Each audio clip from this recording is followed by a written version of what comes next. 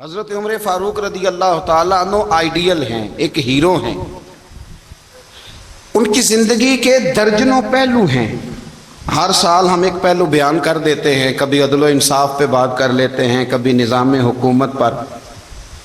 ان کی زندگی کا ایک پہلو آج بھی ہماری گفتگو کا عنوان رہے گا، پر حضرت عمر کا مرتبہ اور مقام یہ ہے کہ نبی کریم علیہ السلام نے فرمایا کہ جبریل امین 950 سال میرے عمر کی شان بیان کریں تو عمر کی شان ختم نہیں ہوتی۔ 950 سال اگر حضرت جبریل بھی بیان کریں تو یہ مقام ہے سیدنا فاروق اعظم کا۔ اللہ تبارک و تعالیٰ نے جس طرح سارے نبیوں میں شان حضور کو عطا فرمائی، اسی طرح تمام نبیوں کے حواریوں میں سب سے زیادہ شان حضور کے غلاموں کو عطا فرمائی۔ قرآن مجید میں اللہ کریم نے فرمایا یا ایھا الذین آمنوا قوا انفسکم واہلیکم نارا، فرمایا اے ایمان والو خود بھی جہنم کی آگ سے بچو اور اپنے گھر والوں کو بھی دوزخ کی آگ سے بچاؤ۔ خود بھی بچو اور اپنے گھر والوں کو بھی۔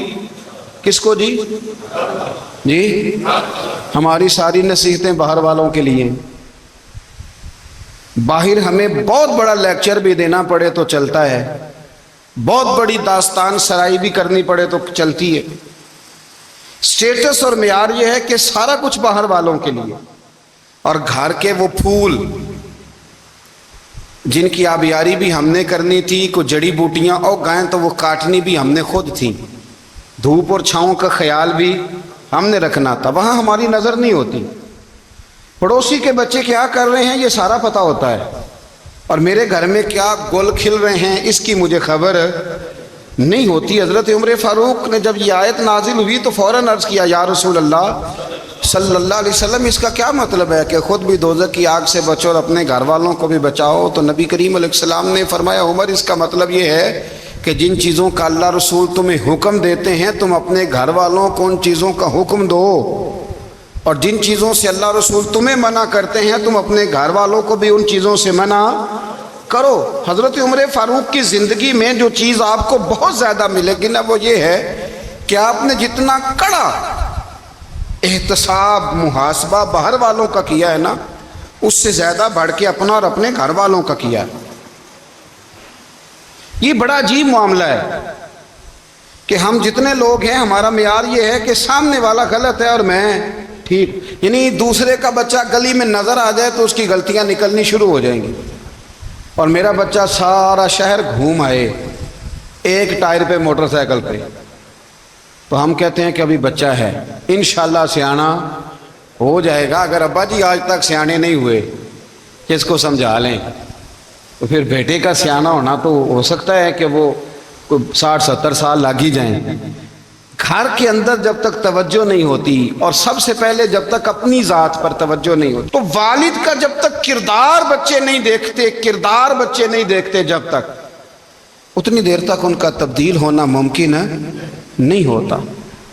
حضرت عمر فاروق رضی اللہ تعالیٰ عنہ نا باہر والوں کا بھی بڑا سخت حساب کرتے تھے۔ بڑا ایک گورنر صاحب نے لباس بڑا شاندار پہننا شروع کر دیا تھا تو حضرت عمر نے اتروا کے نا تو انہیں ٹاٹ کا لباس پہنا کے تو اونٹ چرانے کی ڈیوٹی دے دی تھی۔ اتنا سخت احتساب کرتے۔ کسائی کی دکان پر بھی 1-2 گھنٹے کھڑے ہوتے تھے۔ جو آدمی مسلسل 2 دن گوشت خریدتا تھا نا، فرماتے تھے اس کا ٹیکس بڑھا دو، لوگوں کو دال نہیں مل رہی اور یہ روز گوشت کھاتا ہے۔ حضرت فاروق اعظم اس کو جزیہ کہا جاتا تھا، یا کچھ اور معاملات ہوتے تو بڑھا دیتے تھے۔ مسلسل جو 2 دن آدمی گوشت کھاتا تھا فرماتے تھے مدینے میں غربت ہے، اگر یہ والا نظام تم کرو گے تو غریب لوگ کس کی طرف دیکھیں گے۔ لیکن اس سے زیادہ بڑھ کر جو ان کی زندگی کا معیار اور سٹیٹس تھا وہ یہ تھا کہ اپنے گھر کا خاص خیال رکھتے، خاص توجہ کرتے۔ ملک شام سے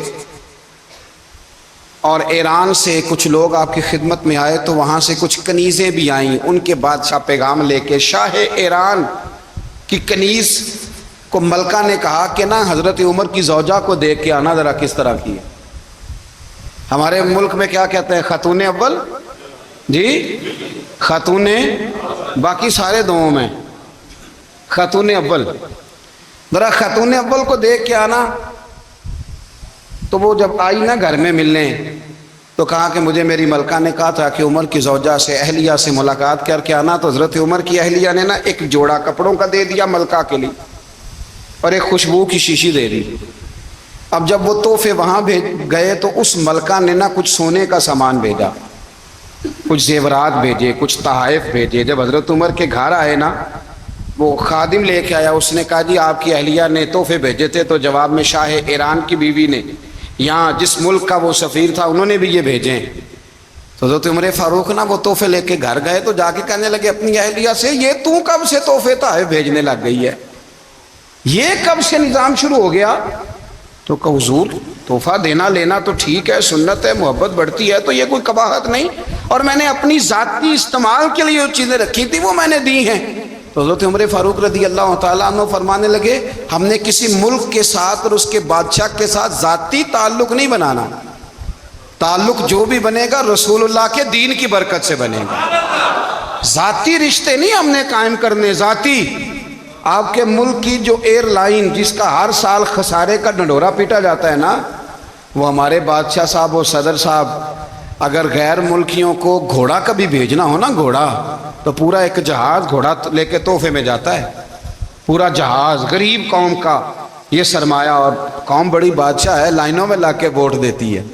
دو کام ہمیشہ لائن میں لگ کے کرنے، ایک بل لائن میں لگ کے جمع کرانا ہے اور ایک ووٹ لائن میں لگ کے، تاکہ پھر پورے 5 سال لائن میں ہی لگے رہیں۔ مرضی سے آپ ووٹ دینا، پر جو بات درست ہے اس کو سنو۔ حضرت عمر فاروق رضی اللہ تعالیٰ عنہ نے اپنی اہلیہ سے پوچھا کتنے کا تھا وہ تیرا جوڑا اور خوشبو کی شیشی؟ انہوں نے کہا 3 دینار کی۔ فرمایا یہ 3 دینار تیرے، اور باقی جو تحفے آئے ہیں وہ تو خود کہہ، چونکہ اس نے تیرے نام بھیجے ہیں، تو کہہ کہ میں مال غنیمت میں دیتی ہوں، تو کہہ میں مسلمانوں کو کہہ۔ تو زوجہ ہنس پڑی، کہنے لگی میں نہ بھی کہوں تو مجھے کہنا تو پڑے گا ہی، کہنا تو میں نے ہے ہی، کیونکہ سامنے عمر فاروق ہیں، لہذا فرمایا کہہ دیتی ہوں میں نے دیا خزانے کو۔ حضرت عمر نے جمع کرا لیا۔ میں یہ کیا بات ہوئی، میرے گھر والے جو مرضی کریں، ان کا معیار زندگی جس طرح کا مرضی ہو۔ اور حضرت عمر ایک جملہ کہا کرتے تھے، اللہ کرے کہ یہ باتیں اس دور حاضر میں ہماری سمجھ میں آئیں۔